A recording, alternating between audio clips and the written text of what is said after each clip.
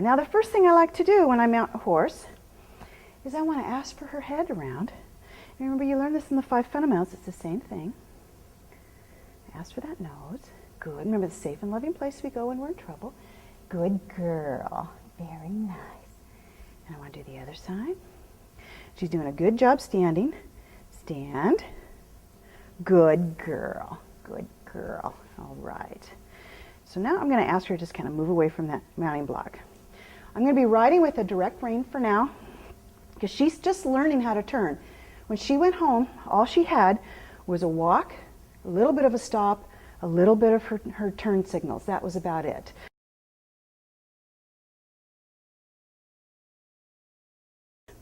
First thing I want to do is teach her brakes without the bit, and that means to stop. And I will be reinforcing the One Rein Stop since that's my emergency handbrake. And I use the One Rein Stop as a training tool as well. It's the safe and loving place, it's the emergency handbrake, and it is also a training tool. So as I'm asking her to hoe, and if she doesn't do it, then she'll get shut down in a One Rein Stop. So I'm going to ask her to go forward. I'm going to use my whole body. I'm going to squeeze and ask. My hands, everything goes forward so she gets that idea. Good girl. And she says, I don't know what to do here. And I'm going to pull. Good girl. And so my hands are light and forward. Try to keep my elbows in, but I'm exaggerating to teach her, and we'll refine as we go. It's an old Clinton Anderson saying, exaggerate to teach, refine as you go.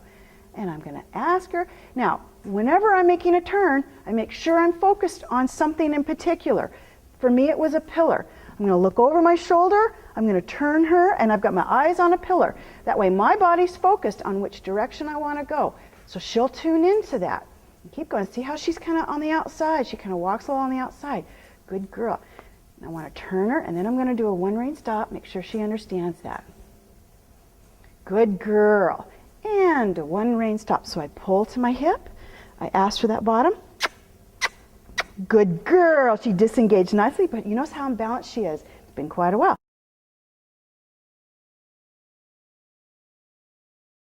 I'm going to ask for that front end to pop around. So I've got my right foot asking. Oh, excellent. Very good. Guided her nose through that door.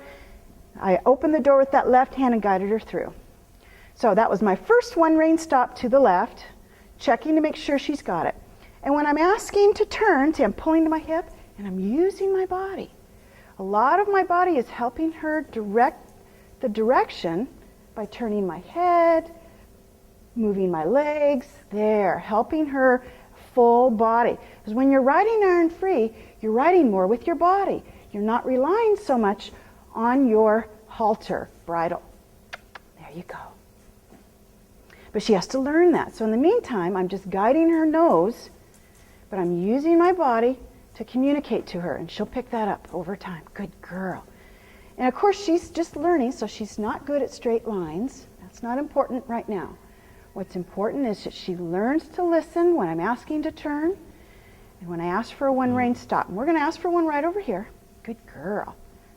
Good girl. And a One Rein Stop. So I slide my hand, pull to the hip. I press with that right foot. I'm asking for those feet to move, so I'm going to tap. Good girl. You see, I pulled out my lead rope here, and I tapped. Good girl, because she wasn't coming off my feet. And I'm going to wait till her feet stop moving. Good job. And she gives me her nose. She has to be soft in hand. Waiting for that nose. She's kind of hanging on it right now. There. Good girl. And I'm going to ask for that front end. So you see my left outside foot. Asking that front end to come around. Come on, girlie. You can do it. Excellent. I started to pick up that lead rope, and she went, oh, okay, that's all right. Good girl. So you can get these refinements over time. Just take your time. It's patience, because you're using pressure, not pain. Much more humane and thoughtful way to train your horse, just with pressure. And they'll get it. But remember, you have your emergency handbrake. You can always stop that horse. You can shut him down if things start going awry. I don't know how many people you know, or if you have yourself been on a runaway horse with a bit in their mouth. How'd the bit work then? It didn't. And I've had too many experiences myself for that. It's a false sense of security a bit. Now I understand you have to have a bit for shows. And that's not what kind of riding we're talking about. We're just talking about riding out on the trail, having a good time. You don't need a bit to control your horse. Good girl.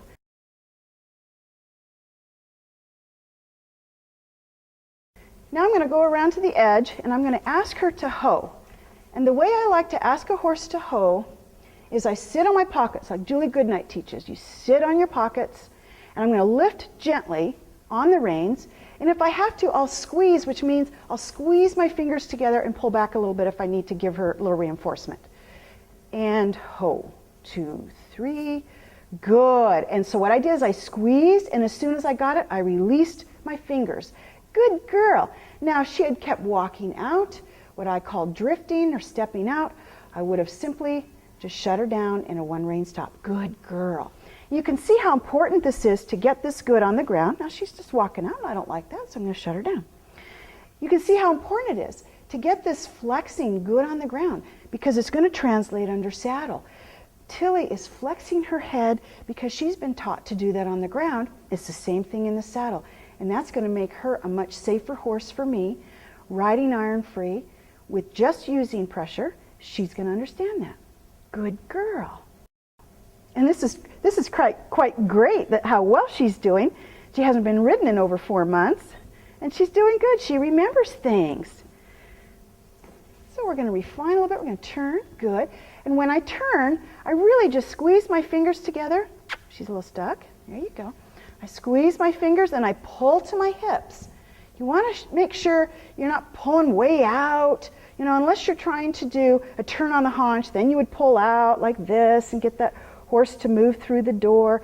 But when you're just making a turn, squeeze and pull, and notice my outside rein, I leave that loose, giving her room to make that turn. And I'm over-exaggerating for her. Oh, and she's stuck. I'm asking for this front end to come around. Come on. Good girl. And once her feet start moving, then I let her know, good girl, and I drop the pressure. The slightest try, the smallest change, I want to reward her for that. And turn. Good. This is all very confusing. It's a lot for her to have to deal with. We're walking forward. I'm asking her to move from side to side, pulling her head, her nose. She's going, you know, this is interesting. I'm not quite sure what you want me to do. So she's pulling against me from time to time. But you notice those knots on this all-in-one are strategically placed to provide pressure on the nose. It's not pain, it's pressure. And as soon as she gives, the pressure stops. And she gets instant release. Instant release. That's how your horse learns. You've got to give instant release. Good girl. And this all-in-one gives that. And we're going to do a hoe. Oh, look at that. Look where my hands are. I didn't even have to pull back. My fingers are loose, and she got it from my bottom. That is spectacular. That's what you want to get your horse to. When you're riding with your body, that's when your horse and you are one. You're in unison riding. That's when it's the sweet spot with the horse.